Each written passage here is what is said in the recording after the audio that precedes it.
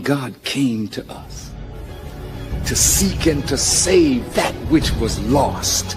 He raised a man from among us. He, the Honorable Elijah Muhammad, laid the foundation.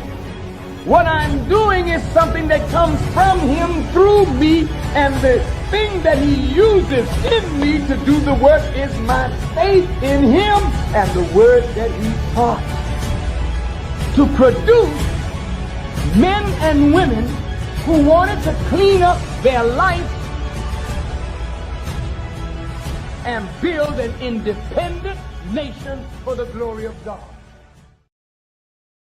Greetings, family. This is your brother Willie Muhammad, and we welcome you all back to another broadcast of I Have a Testimony. Today, we have one. None of you all, if you're in the Nation of Islam, I don't know how you don't know this brother, but there's so many things that I appreciate about our guest today. And you've seen the flyer, you know, it's none other than our brother Jeffrey Muhammad, who is one of the student ministers in our national mosque, Mosque Mariam, right? And we're going to hear from him. I can't wait to hear his testimony and also give you all the opportunity to hear his testimony. So without further delay, let's bring our brother to the stage right now. Assalamu alaikum. Wa alaikum salam, sir. How are you? Good, man. Thank you for granting us this opportunity to interview you and hear your testimony.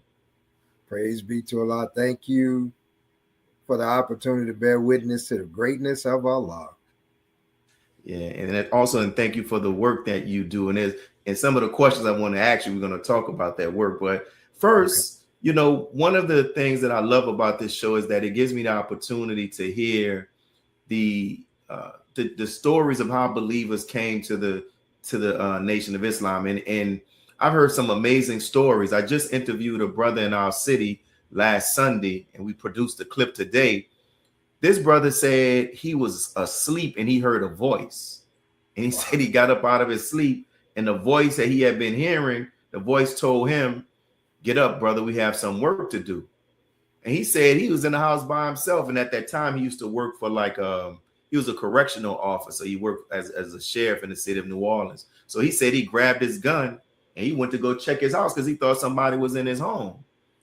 And he said he went back to sleep and he woke up this time and there was a face coming out of the TV. And he said he was crying. When he woke up the next morning, he thought it was a dream. But he said knew it was real because he still saw the traces of the tears on his face. He went to talk to a friend at work who grew up in the Nation of Islam, and the brother was like, "Man, you've been listening to Minister Farrakhan," and Brother Frederick said he had never heard of the minister. He said, wow. But when his brother showed him the videos of the minister on the phone, Brother Frederick said, "Man, that's the face I saw." And that began his process. He started listening to the minister. And there's so many amazing testimonies and stories, my brother. So I'll lay that base to hear. Can you take us back to the beginning for you? How did you first become aware of the teachings of the Most Honorable Elijah Muhammad and decide to actually join? I don't have anything as profound an experience. Still profound, though. Yes, that one. That one is profound. Yes. How Allah touches the heart is amazing. Well, I first heard the teachings in official capacity. I was living in Fort Wayne, Indiana. I had recently graduated from college, and I moved there with my first job after graduating. And I met a young man. He was a mentee of mine. And he gave me this cassette tape of the minister, Countdown. This was 1990, but the tape was Countdown to the year 2000. And he did it in Washington, D.C. And I loved the tape. However, I could not vibe with the term Elijah Muhammad, Mustafa Muhammad, and Allah. Been born and raised a Christian. Not that I was being Christian-like, but my faith in the term God, Jesus, and Christianity was so convinced at the time. everything the minister said made sense, except when he said Allah, Holy Quran, the Honorable Elijah Muhammad, and Master Fard Muhammad. But I kept listening to that tape. Now I have been familiar with the minister to some degree because in my college, I was our chapter president for Reverend Jackson when he was running for president in the slogan of Run, Jesse, Run. And I remember one of the VHS tapes we got, which was the first time I had seen the Honorable Minister Louis Farrakhan. He did the introduction for Reverend Jackson's speech. And I think the minister spoke for all of 5 minutes. But as we were listening to it, we were down in the area we call like the Surge area. We sitting there on the lounge chairs and we were like, wow, who is this dude? And his 5 minutes were greater than Reverend Jackson. And at the time, I was a Reverend Jackson fan. He was my hero, my frat brother, and to me, he was my number one civil rights person. But Minister Farrakhan, in 5 to 6 minutes, was off the chain. That his face, I never forgot his face. And then I saw him again on Ted Koppel. And Ted Koppel went to the high school that I went to in Hammond, Indiana. And he would come back to our school and talk. So he was considered one of the greatest interviewers of all time. But I remember at that show, the minister had him so tied up that he kind of like cut the show at the end and went to a commercial break and he didn't come back.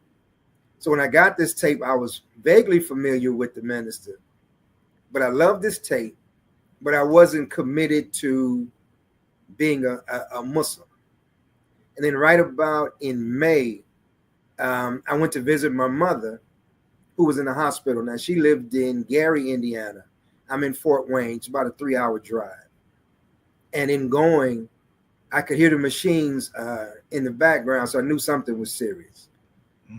But when I got there, she had this old cantankerous spirit, so I figured, man, if she can go off on me in the hospital, she must be okay. So I went out that night. It was a club in Chicago called the Hard Rock Cafe. And I partied to maybe 2:33. And when I came back home, my father was in the doorway.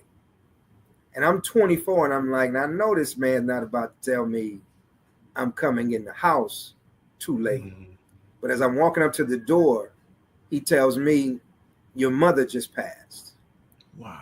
And my mother was my best friend. I didn't realize that until I heard that. And I didn't realize that my mother at the time had meant more to me, probably Minister Willie, on an equal level with God. My mother was my everything. So I'm driving around in this stupor. I go to the hospital. They let me see her.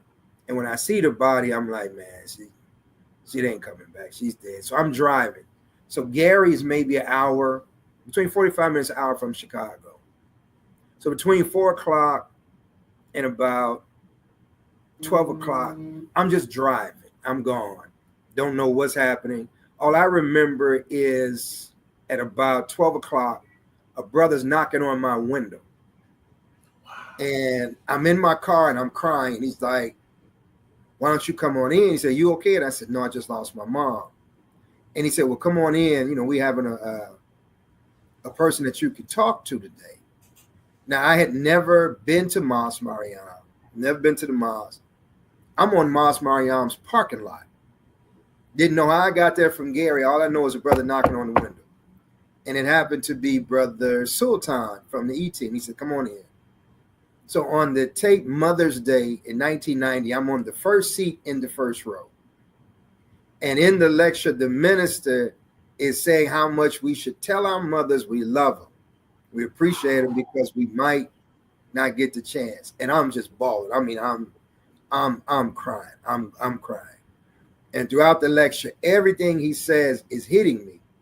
And at the end, you know, he stand up and I go and I shake his hand. I said, man, I'd never heard anything like this before. Never heard a man speak to the divinity of women and the protection of women. And the phrase that stayed with me, that women are not the women of man, women is the women of God. and that he used a quote from the Honorable Elijah Muhammad, where he said, "There never was a time when there was not a woman." I'm coming from the church where women come from the rib of a man, came from Adam, and his whole exegesis just blows that whole concept away. He removes the sting of Eve being guilty for sin. He wipes all that out. And I'm listening. I'm like, there's something about this man. So I'm going to get up and shake his hand. And I'm mesmerized. But after that, I got this long drive back to Fort Wayne. And I'm having this conversation with God. And during the lecture, the minister had said, you know, if you ever want to talk to God, and I'm paraphrasing now, take the Holy Quran, kiss it, and read it. I'd never had a Quran, didn't believe in it. And I'm like talking to God. I said, God, everything he's saying makes sense to me. It's touched my heart. It has fed my soul. But I don't want to be apart from you. I've never heard the term Allah. I don't believe in that. And whoever, we were saying Farad at the time. I don't know who Farad is. But I don't want to be away from you. I don't want to be wrong. But I've never heard anything like this before. So God, you got to tell me, is this the way to go or not? I've been Christian. Now I'm talking, crying, talking, and driving. And for me, I'm not a spooky person, but I always believe, Minister Willie, that God speaks to you in a way that you understand. So for me, I could always hear whatever God wanted from me. I could hear it through a song. I play my radio, I cut it off. I said, okay, God, tell me something. You got to send me a sign. If you send me a sign, I'm going to go back. If you don't send me a sign, I'm staying in the church. So I cut the radio on, and many of the listeners might not know, but the old school people would know. It was a song by Kenny Loggins, and the song is called This Is It. And it went straight to the lyrics, this is it, make no mistake where you are. So I cut the radio off, and I'm like, okay, that ain't it. Okay, God, good luck. Give me another sign, God. That's just too lucky. So at the time, you know, we didn't. You had the analog radio, so I cut it off. You didn't have the digital with the screen. You had the one with the little line that ran across. So I'm spent it, and I said, okay, I'm gonna cut it on. Didn't have the push buttons. Then you had to cut on. So I turn it back on. Totally different radio station. Same song comes on, and it goes right to the end of where it was. Make no mistake where you are. This is it. I cut it off again. So I pulled the car over and I said, okay, God, you done played this song twice. I'm still not sure if this is it. I need one more sign from you. Now, I asked him to show me. And I said, one more. So I take this Quran.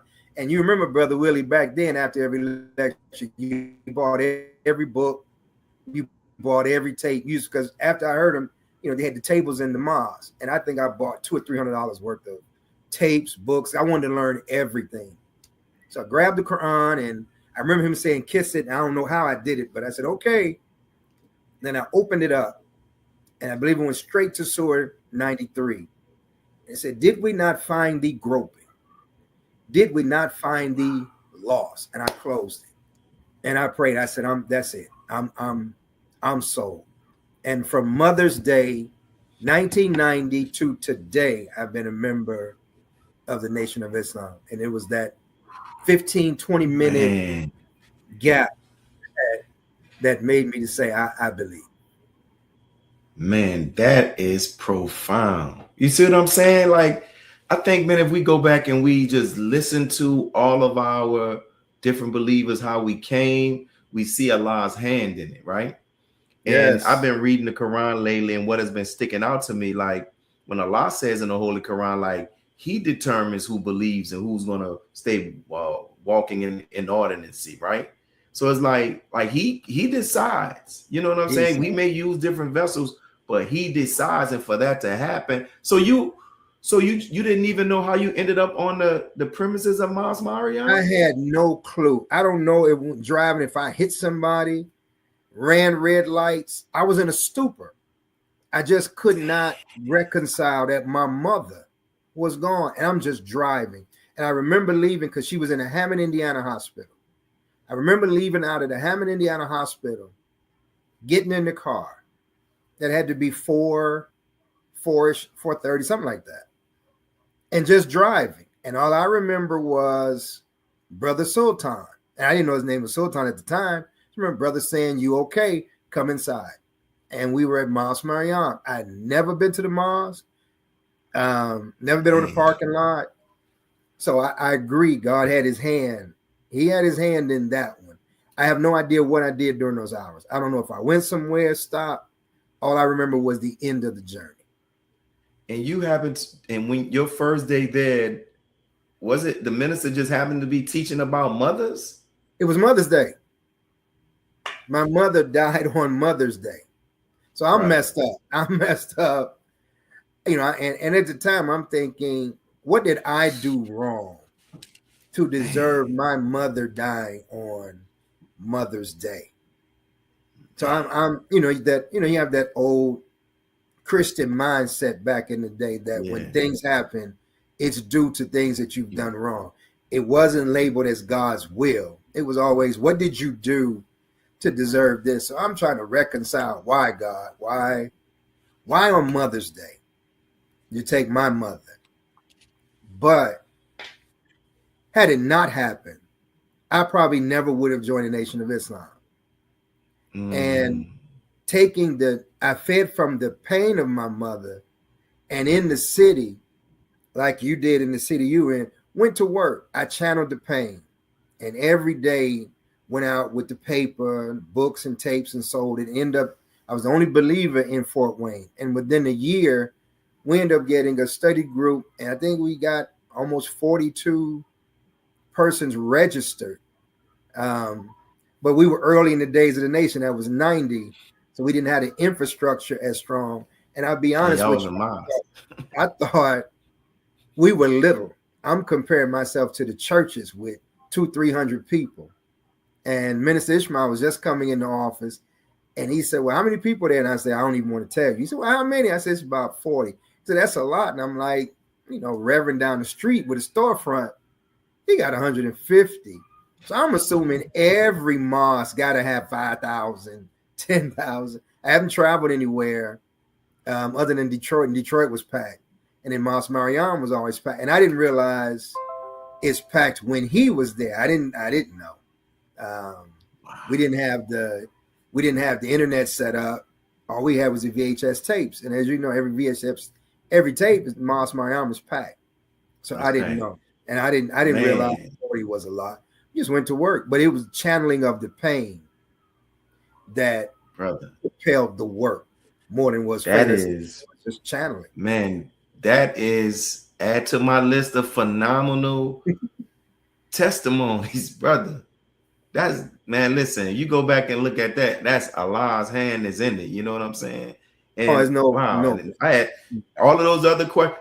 I had 2-3 other questions, but you answered them all and talking about that. So when that happens, I just say, like, Allah is doing this thing, and I go to this next one. So how would you've been in the nation since 1990? How would you describe the impact that Islam has had on your life, spiritually, mentally, and just in a practical sense as well?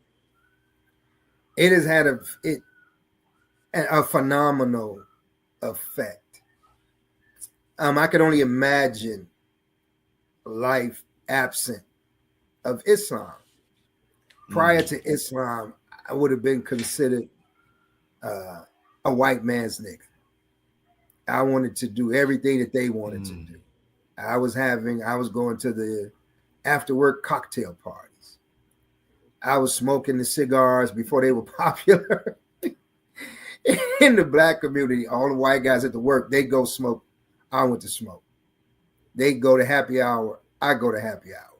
They went to their clubs. I went to their clubs. My self-esteem was so bad in being black that I felt they had such an advantage that at times, Minister Will, I used to pray to God, let me wake up and be white. Let me wake up and be lighter. Let me wake up and have the advantages that they had. But with Islam, I can't even imagine my family. My family would have been drinkers, pork eaters, Christmas, Easter.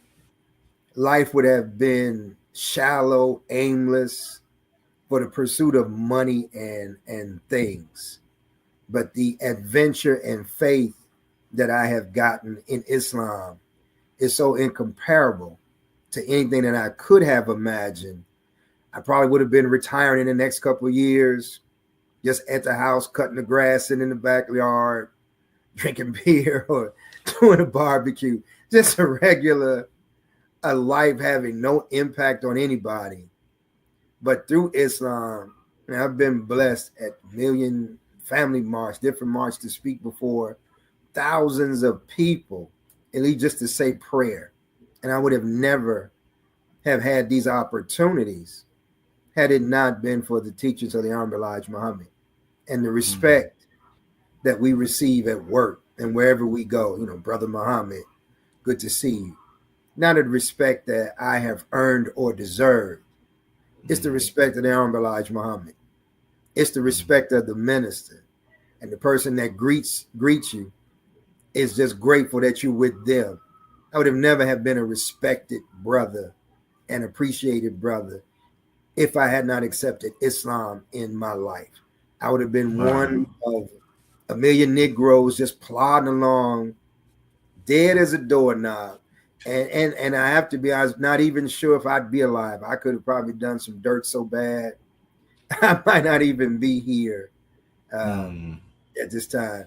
If it weren't for Islam, my children wouldn't have the respect that they do have for me. And most importantly, I would not love myself the way that I do if it were not for the teachings of the Honorable Elijah Muhammad and Islam. So Islam has changed every facet of my life that I can think of, from how I dressed, how I looked, how I talked, how I walked, my circle of friends, my circle of exercise, whatever I do, Islam has affected everything. And lastly, I probably would have had a heart attack, stroke, been grossly overweight or something had it not been for the teacher of the Honorable Elijah Muhammad.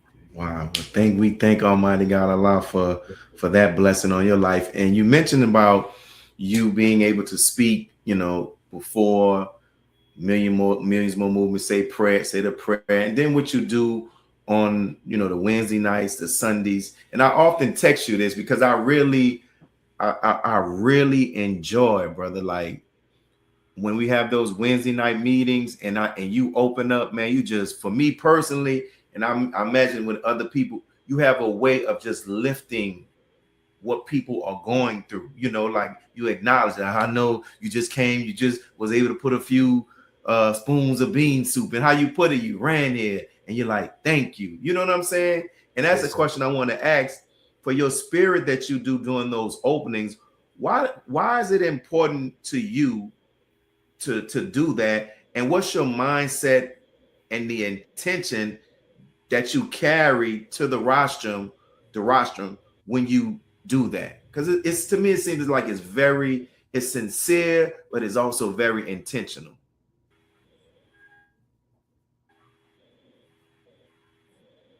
You there? You heard me? You heard? Yes, sir. I think of, I heard you. Can you hear me? Mm-hmm. Yeah, I can hear you. I think back, I'll first say, I thank Allah for allowing a filthy rag, even just to bear witness to his people. And I know through all of my flaws, my mistakes, my mishaps, that Allah has forgiven me and allows me the privilege that he does. I remember living in other cities, and you got 5 people in the mosque, 10 people in the mosque, and you go from the front door to the rostrum, back to the front door to the checkpost. You know, I'm in the cities where, you know, you don't have national obligatory charity. You got to have the fish dinners to keep the lights on and the phone on in the mosque. And I think about that, and I remember the Savior's Day where we were holding posts. And, you know, in that time, you didn't leave that post till you were properly relieved. And this might sound kind of spooky, but sometimes you're on that post 6, 7 hours. And if you were outside or on the route to Savior's Day, sometimes nobody ever came back to relieve you. You standing outside on the corner somewhere or on the roof of Kobo, and you're just up there and it's raining or snowing, but you want to be that person that if there is a sniper, you want to say, I saw him. He ain't gonna get a chance to shoot at the minister. And I think about all those days, and I think about the brother as I'm coming through the front door. And I might not know his name, which is bad. But he says, Brother Jeffrey, student minister Jeffrey. And it stayed with me like, man, that brother, it's cold out here. Or the brother that's out in the front, he's shoving. And he giving me the greetings, and I'm rushing to get inside to prepare my words. I'm warm, but I know he's outside. And I think of the sisters. It's nasty. It's wet in the front, and they're searching. And it reminds me of the like the TV show with Cheers, where the gentleman Norm would come in. Everybody knew Norm's name. But in the song of Cheers, it was like, nobody knows your name. There's a lot of believers that is just brother and his sister. They're the unsung heroes. They show up every Monday, every Wednesday, every Friday, every Sunday. And since they're the first or second, they ask, brother, hold that door for me. Yes, sir. Sister, get the doorpost. Yes, ma'am. And they're there. They haven't heard of lectures in a long time because they're always on duty. Brother, can you drop brother off at the airport? Yes, sir. Sister, can you make sure Sister Captain get home? Yes, ma'am. We need some help in the kitchen. Can you make sure? Yes, ma'am. And I think of those believers, and I try to make sure that they're mentioned, that their duty and their sacrifice is mentioned, because as you know, as student ministers, we're nothing without them. If they don't open that door and do the search procedure, nobody's coming to see that lecture. If they're not out there fishing, so always intentionally think of them. And then student minister Ishmael always reminds me. He always says, think of the little believer. He always said, there's no big I, there's no little you. But think of the little believer that we don't get to acknowledge or recognize. Recognize them. Think of the brother that you pass by. Remember him, and all that stays with me. And I say, Brother Willie, the most important thing was, as a young student minister, the minister would stop and just shake our hand. Didn't know our name. He would ask, where you from? May Allah bless you. Well, if the messenger of God could stop and ask you your name and where's the city and offer prayer, then it's the least I can do for every person that's the unsung hero. Let me make sure that they're recognized during our meetings, that they feel good. They get a shot of spiritual steroid to say, you know what? I keep coming to these meetings. I might not ever make it to the podium. I might not ever get my picture in the final call. But the believers know I'm out here giving it 100. Man, I thank you and for having that spirit, brother, because it really helps, man, because you know, some believers skip dinner and they come right to the mosque and they're here on the Wednesday. And it's important. One of the things I strive to try to do is make the mosque a place where people want to come. Yes. Not another place where it's one more thing that I have to do is, you know, like make it a place where, no, this is where you should want to come.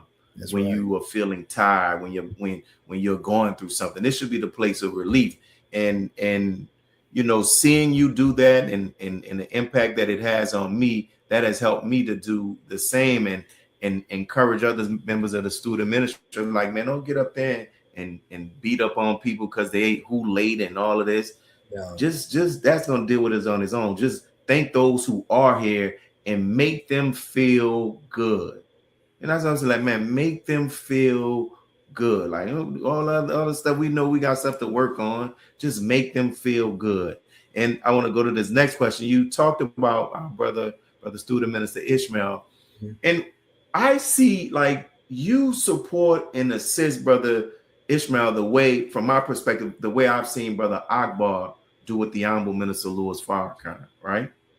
What allows you to serve and assist him in that way? Ooh, that's a heck of a compliment, brother. I see Minister Ishmael's love of the Honorable Minister Louis Farrakhan, the Honorable Elijah Muhammad, and Master Fard Muhammad. I see his sincere desire to please them, to do their work, to continue the work of his father. I feel his sincerity. I feel his love. So I can serve him as he serves the minister. I know that he does everything he can when the minister asks him to do something. And I've been blessed on a few occasions to hear the minister say something to him, and I've watched Minister Ishmael give it in the same spirit, in the same manner that it was given to him. I've seen him when the minister calls on the phone, and although they have a very special and intimate relationship, Mr. Ishmael gets just as nervous as you and I do. It's not a familiar, hey, Brother Minister. Brother Ishmael gets real nervous. And just as we do, if the call comes, his voice, yes, sir, Tim.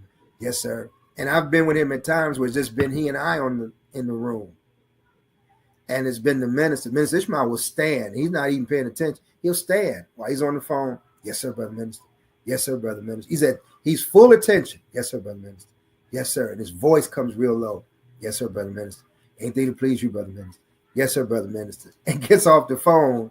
And probably the same way the time we've been on it, just like, whew, that was the minister. And it was like, but that's your uncle. Mm. That's your father's son, which is your brother. Mm. You're also brother-in-laws because your son's married to his daughter. Your daughter's married to his son.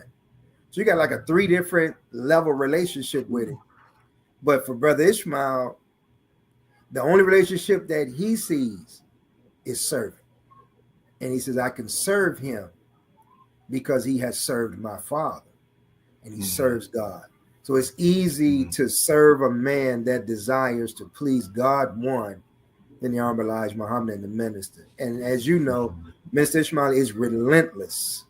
If the minister wants something, he's going to give everything he can to make sure that the minister is pleased. So it always brings to mind the scripture, if I be lifted up, I will draw all men unto me. And I know that Minister Ishmael will always lift the minister's name, not his. He'll lift the minister to make sure people are drawn towards the minister.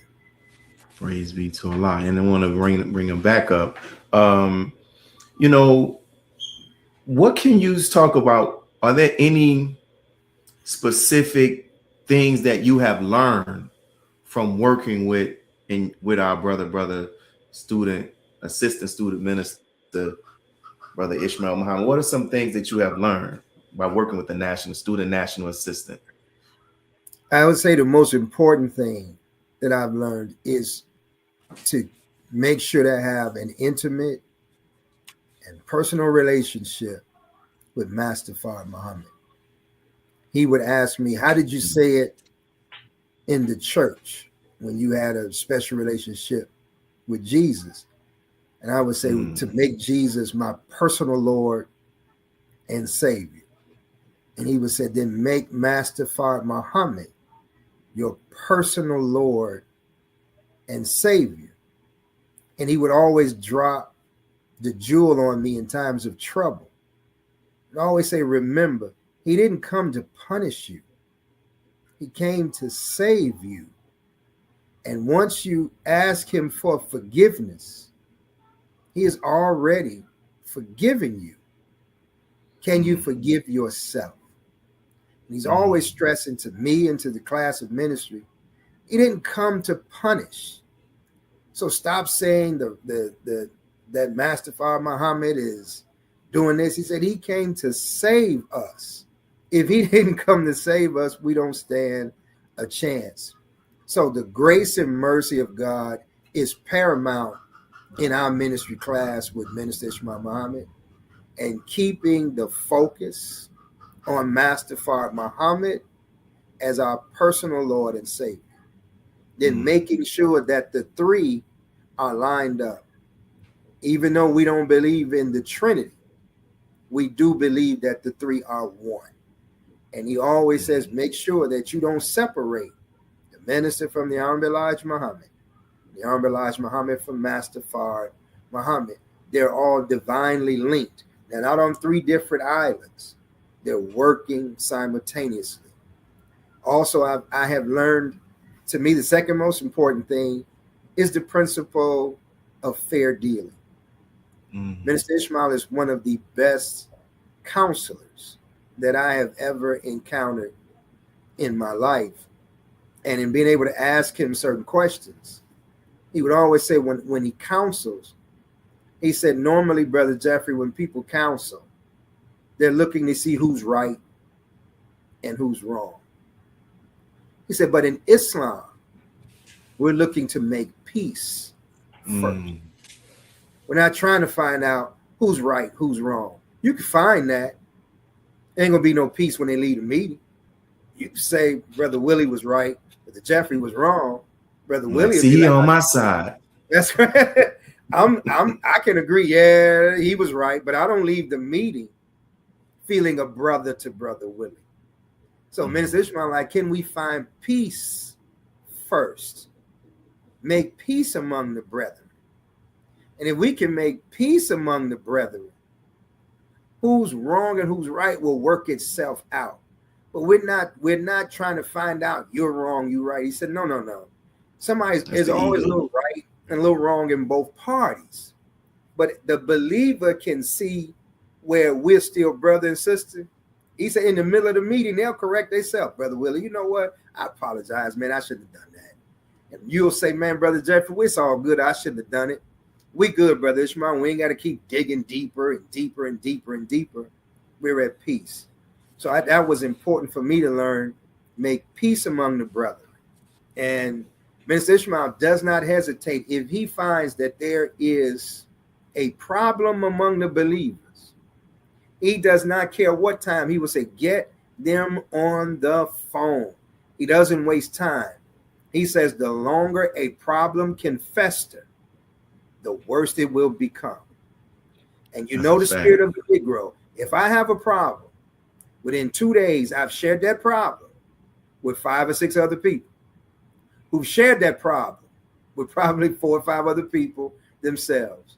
So the little problem that I had with you is now all spread through the Mars because, one, I couldn't come to you. I shared it with somebody by saying, I don't tell nobody. They went to somebody and said, don't tell nobody. I got a whole side of the Mars that's looking at you crooked eye. You got a side of the Mars that's looking at me crooked eye. And it could be over the most simplistic idea. But because we could not come together and resolve it, we have now infected the Mars. So Minister Ishmael is stalwart in get them together now. Let's resolve it. And if it has gotten out into the Mars, let's bring the whole body together and give a vaccine to make sure that this poison is not continuing. Those would be, for me, the two of the most important things that have impacted in my ministry. And I would think his presentation, it keeps the minister out front. And in teaching our class, most of our lectures, probably 95%, the Honorable Minister Louis Farrakhan said. The Honorable Minister Louis Farrakhan said. Because you just can't outdo his words. There's nothing that has more power, no more light, no more life to it than his word. So we make sure, Minister Ishmael, make sure that we keep his word, promote his word, keep him out front, and maybe add an anecdote or an example, but keep his word out front. Those would be for me, the best 3 things, most important 3 things that I've gotten from him. Those are some good lessons, brother. And even what you shared as it relates to his way of counseling, right? Because, you know, many of us who are student ministers, there's no class that we go to and we're learning this. A lot of times it's just be trial and error, personal experiences, best practice from other people. But now, you know, I can give, when I talk to another student minister or whatever, I can say, hey, go listen to this. And now you have something that we can work from, you know what I'm saying? And that's one of the beauties of learning from one another. So I'm glad that you shared that. And since you mentioned, you know, about keeping the Honorable Minister Louis Farrakhan out front, has there ever, because I can imagine, you know, the minister observes and he sees how you assist Brother Ishmael. He hears you as you delivered the lecture a couple of weeks ago. Was it Love Thyself, right? Was it? Yes, sir. What's the title of that lecture? Yeah. I know he sees that. Have you ever gotten any direct guidance or interactions or moments with the minister that stood out to you that you can share? Whew. I've been blessed a few times. Most of the comments he'll share with Minister Ishmael, and Minister Ishmael will bring them back to the class. But I've been blessed on a few lectures where I've heard directly from him. And as you know, you only want to please two people. You pray that Allah is pleased, and you pray that he's pleased. And I've gotten the thumbs up from him on the times that I've heard from him, which, you know, it breaks you into a cry because you're listening to him. He offers where you could do better, but then he builds your esteem and says, I love what you said, but the minister's always looking to make you better. So he's such a phenomenal teacher that he'll say, now remember this point and that point. So as you build into your next lecture, you remember those points, and each lecture becomes better because you have the master teacher. But I have been blessed where he said that he was pleased with the representation of our class. He was pleased with the lecture that I had done. And it just, you know, it makes you cry, it brings you to tears because you pleased the teacher. And that's the person that you want to please. You know, the mosque can be happy, but if he ain't happy, it don't make any difference. And if the mosque can say that they hated it, but if he loved it, that's all that matters. Is that the Honorable Minister Louis is pleased. Wow. So far, it's been okay. I had one that he was not pleased with, and I heard that side of it too. And as you know, when he's stern about something. Definitely. He's stern. He can be very stern. How did you bounce back from that? You know, I didn't. But I mean, I know you went and made changes, and you knew next time when I come, I'm gonna do this, and that, right? I put it like this: it was quite a while before I did another lecture. So we use sports terms. I was benched for a minute. I was benched for maybe a year. I was benched for about a year. Now that can be a trial for people, man. How did you survive that? How did you navigate that? I use the words of Brother Ishmael. You just want to be a tool in the toolbox, and when it's your time to be used, you be ready. I didn't have a thought on my mind that I wouldn't be speaking again.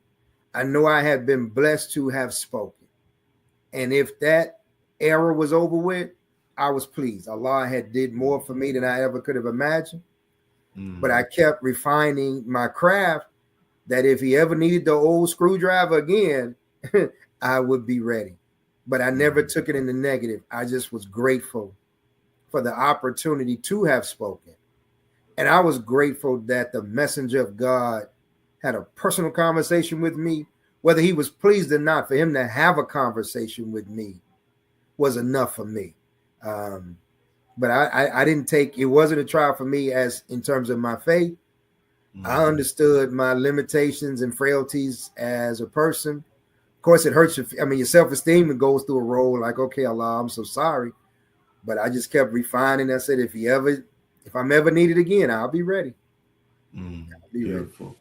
Ready. And since we're talking about your lecture, and this is an image from the final call from the last one. What made you decide to tackle that topic and that subject matter? So this is a 3-part question. What made you select that topic, that subject matter, and what has been some of the feedback that you have received from, because I saw several people online that they were so thankful for those words. I'll be frank with it. I didn't choose the subject matter. It was on the flyer that Sister Sandra had been advertising for the program.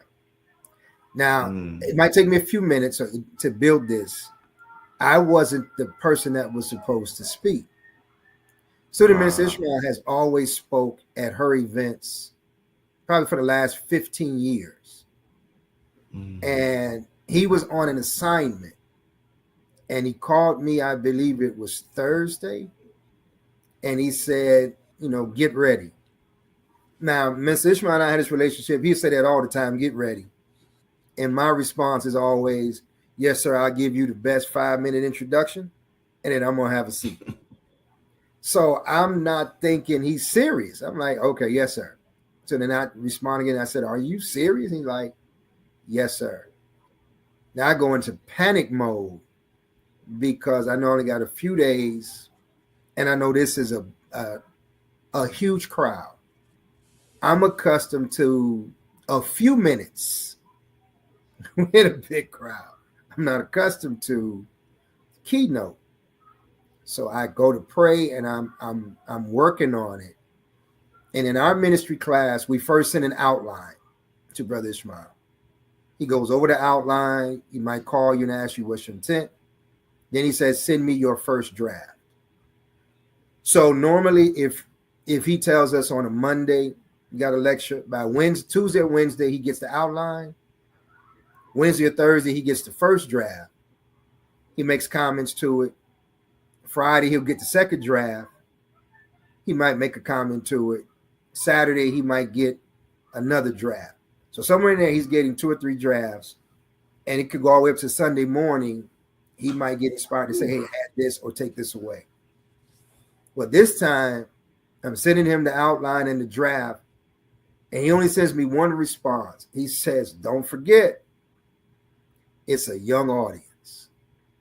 And I had wrote this lecture, Minister Willie, to folk probably 25 and above. And I felt it was one of the best lectures I had ever wrote. So I'm ready. So Sunday when we get there, he sends me that text. I'm like, and forgive me, I was like, damn, I forgot. Children. I'm 60. Have I aged out talking to children? And when I get to the mosque, the first bus is there. So we brought buses of children. They had breakfast. And they're getting off the bus and they're like 12, 10. And I panic. I'm like, I don't know what to say to 12-year-olds and 10-year-olds. And I see Student Minister Daniel, Student Minister Talib. Well, Student Minister Daniel's out of town. I see Student Minister Talib. And I said, Brother Talib, I don't know what. And Allah blesses him. And normally what Brother Ishmael would say, God just starts talking. And I'm listening to Talib. I'm like, that's it. And I'm right. That's it. That's it. And as each student minister comes in, they're sharing what they see about these students. And I'm just sitting at the table. Oh, man, that was good. So I'm writing what the student ministry class is saying to each other. I'm just writing. I'm like, I got it. So that lecture really is by the grace of Allah. That really had nothing to do with anything that I had in my head. I prayed so hard that Allah would speak to them because they were so young sitting in them rows. And they were just staring and like, look at grandpa, look at this old man. And I was like, Allah, you just use me. Please use me. And that I give that credit, all credit. That was him. And I was just a willing instrument that he could speak to. So I can't take anything of creating that, writing that. That was God through the student ministry class, through Brother Ishmael. But more importantly, he spoke to his people. And it might have been the first lecture in my life that it was more extemporaneous than on paper. But that was one of the first time I had to really rely, God, you have to talk to them because I don't know how. I don't know what to say. That was Allah that spoke to me. I take zero credit for that one, brother. Zero.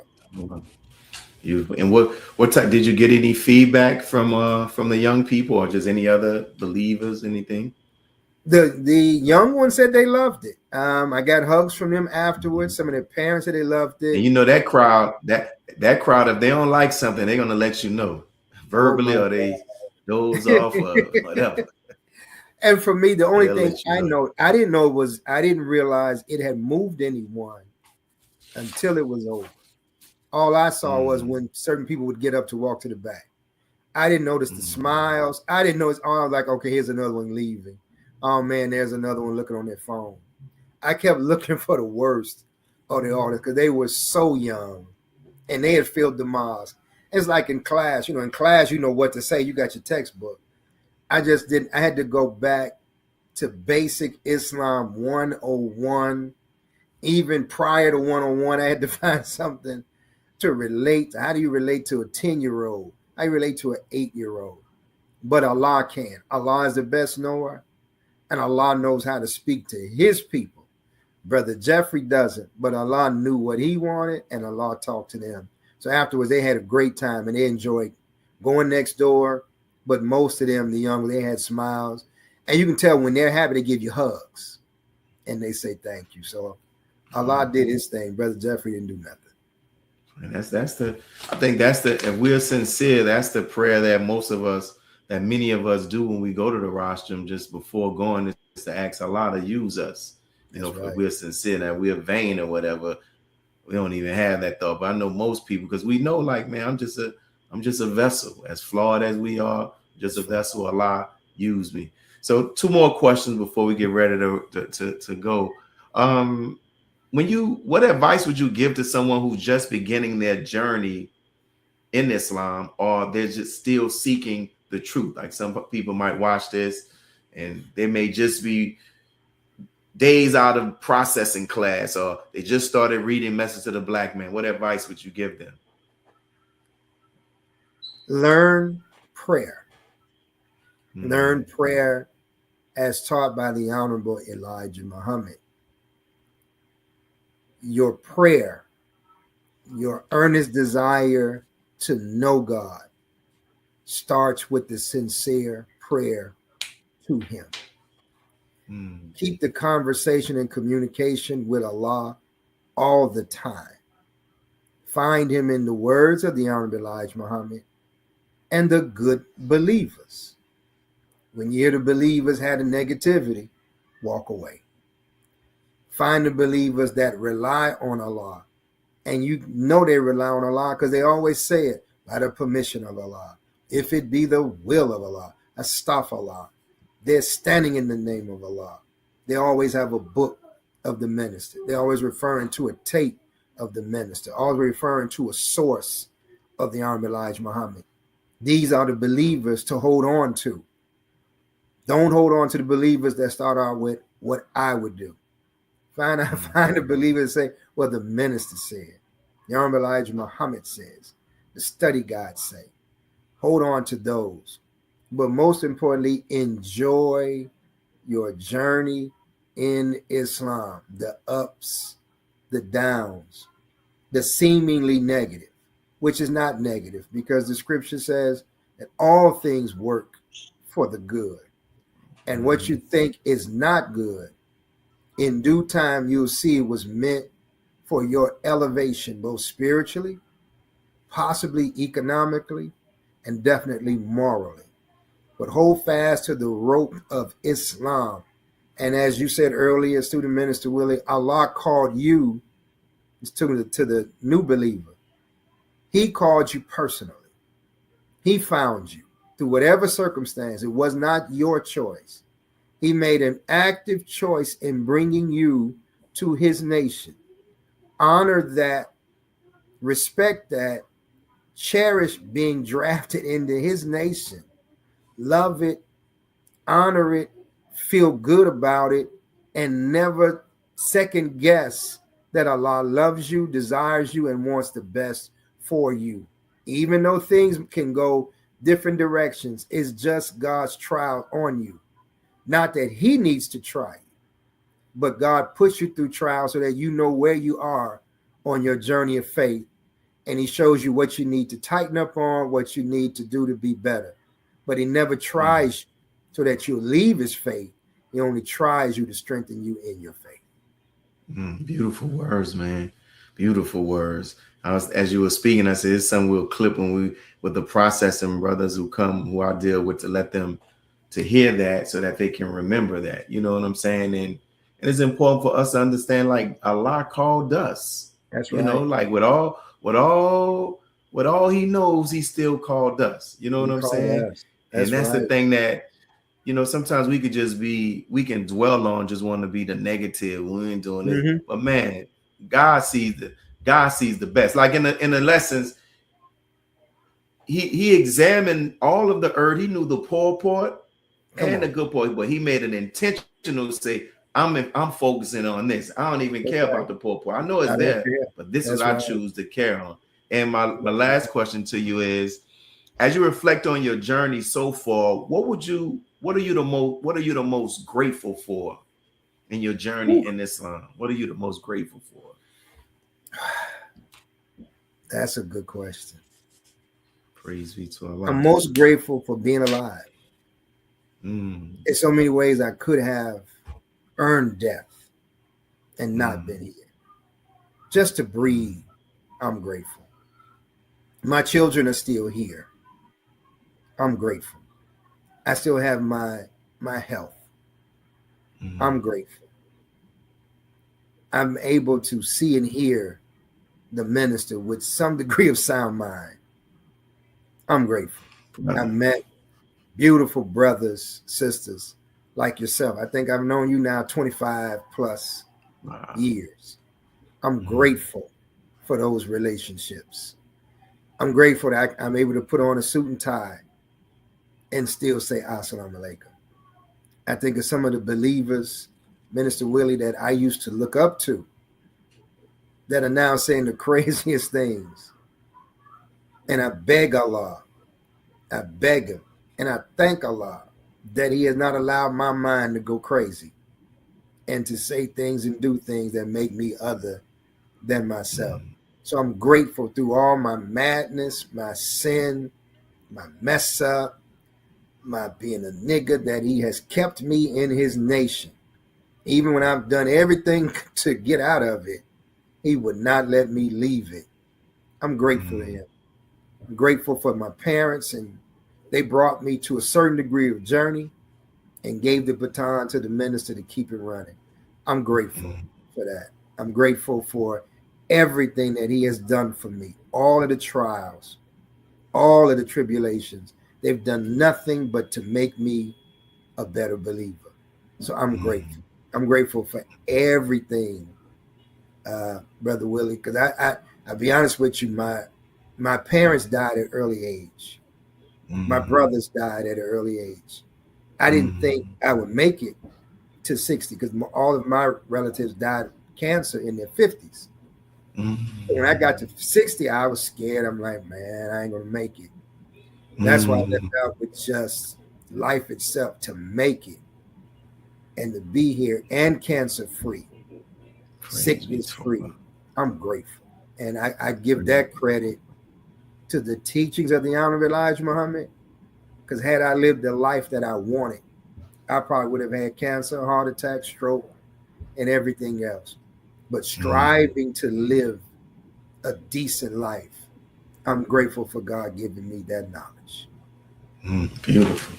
And that spirit of, that spirit of gratitude is so important, because I think about this, and I often share this with the believers when we read the Holy Quran, when Allah was telling Iblis about what his future outcome is going to be. Iblis asked for respited time. And out of all of the stuff he could have said, you're going to find us liars, stealers, cheat, all that stuff. The devil himself said, Satan himself said, you are going to find them unthankful. Think about that. Out of all the stuff he could have said, you're going to find them this, and this. No, I'm going to make them, they're going to be ungrateful. They're not going to be thankful. That's very like, why is that? Because people, we like to point at the obvious stuff, but what about like this spirit of what we're not the gratitude. Yeah, we have stuff that we don't have, but look at what you do have. You know what I'm saying? You just touched me with that one. Yeah, man. Look at what you do have. And sometimes it's like, yo, man, like I did this myself, and I asked the believers, I said, when you get the opportunity, just go home and take out a sheet of paper and write down as many thank you, Master Farah Muhammad statements as you can. And you will be amazed at stuff that I ain't even thankful. Thank him for that. Thank him for this. Just like when you mentioned about thankful not to be of those who saying some of the wildest stuff. I saw something online the other day and I said, man, how do you go from listening to the Honorable Minister Louis Farrakhan for light, life, and guidance to now you are listening to the very man who brought you from debt, looking to find something in his words to take away from him? Come on. I was like, you know, it's like, yo,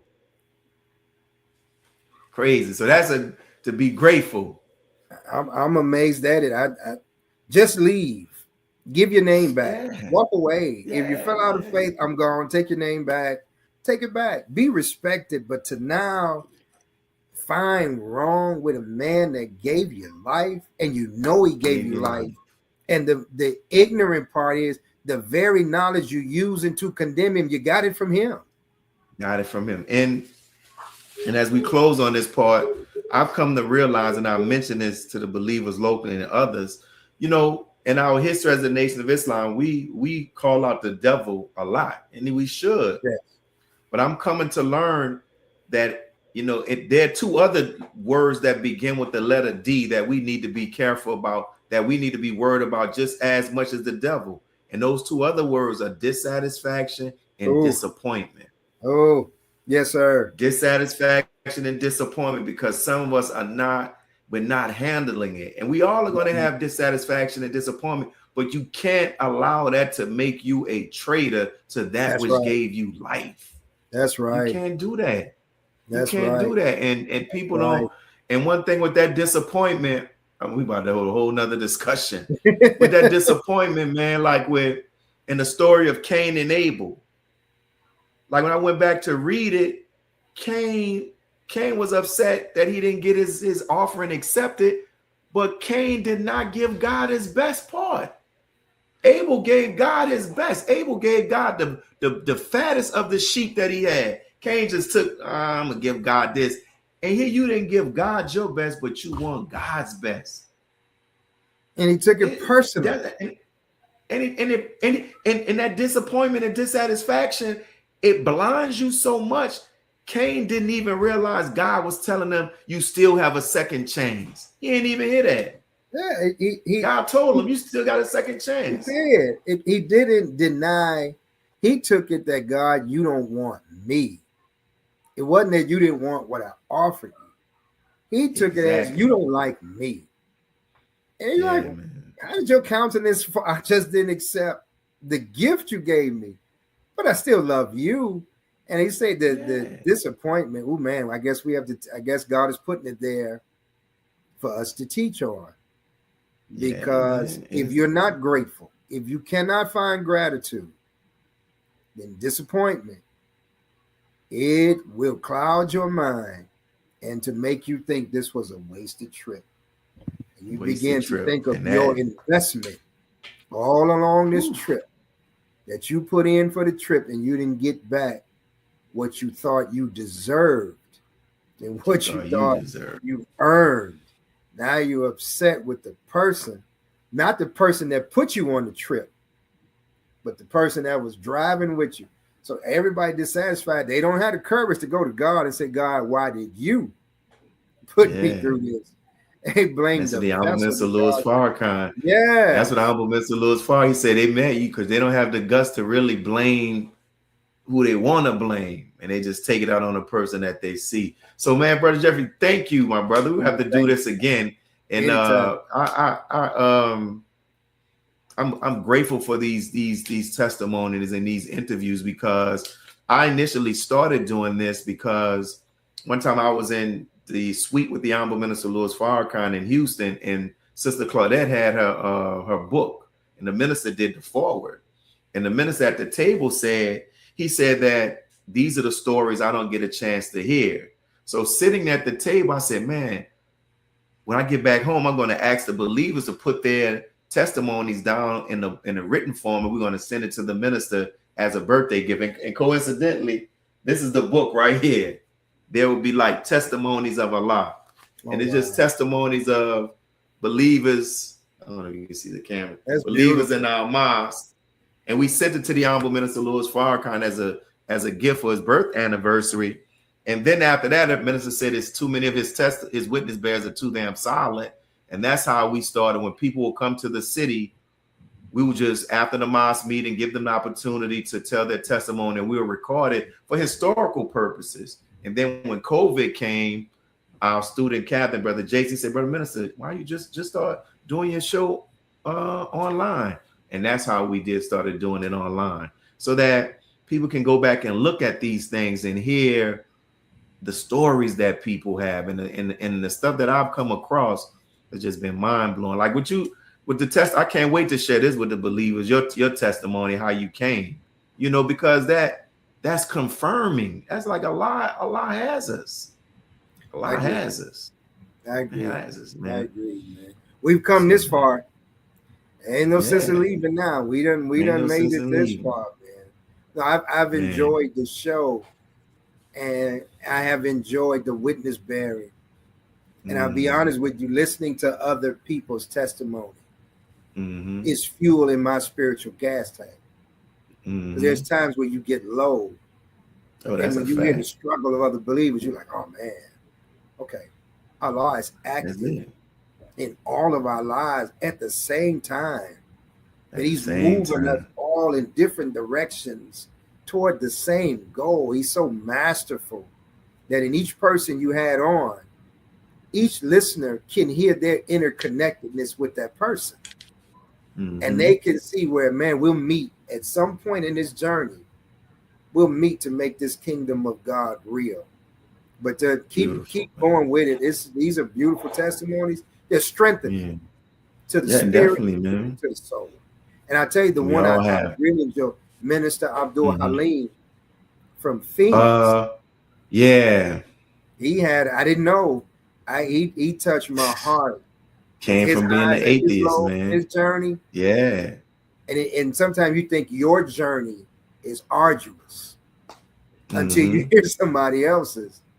When I heard his, I stopped in the middle of it and pushed pause. And I said, Allah, let me stop complaining, backtracking, because what I thought is difficult, somebody else's trial was more difficult. Let me stop complaining and just say thank you that I made it this far. But I thought that was a dynamic interview you did with him, brother. Praise be to Allah. And like one of the scriptures in the book of Revelations, when it says the dragon will be defeated by the blood of the Lamb and the power of their testimony. That's right. We all have a testimony. And sometimes some believers think that I've met some believers who think that just because they don't have a testimony to say, I was in a gang, I got shot, I went to jail, as if you don't have a testimony. No, you have a testimony. Because the being a gang member, being this, that's only a byproduct of being a so-called Negro. That's the major disease. You see what I'm saying? Being a so-called Negro, that's all that other stuff is you like some people get sick and they end up having pneumonia. But no. The major disease is being a dead Negro.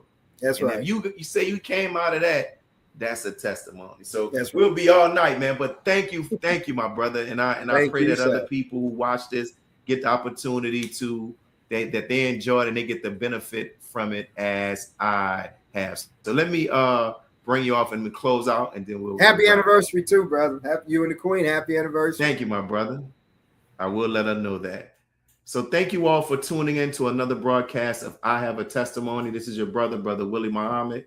We appreciate you all for tuning in.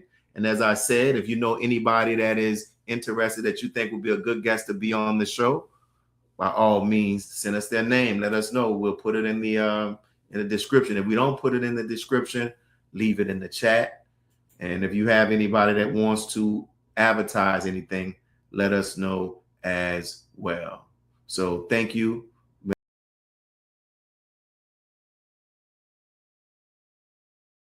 God came to us to seek and to save that which was lost. He raised a man from among us. He, the Honorable Elijah Muhammad, laid the foundation. What I'm doing is something that comes from him through me, and the thing that he uses in me to do the work is my faith in him and the word that he taught.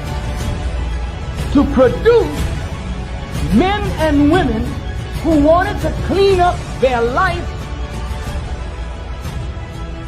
and build an independent nation for the glory.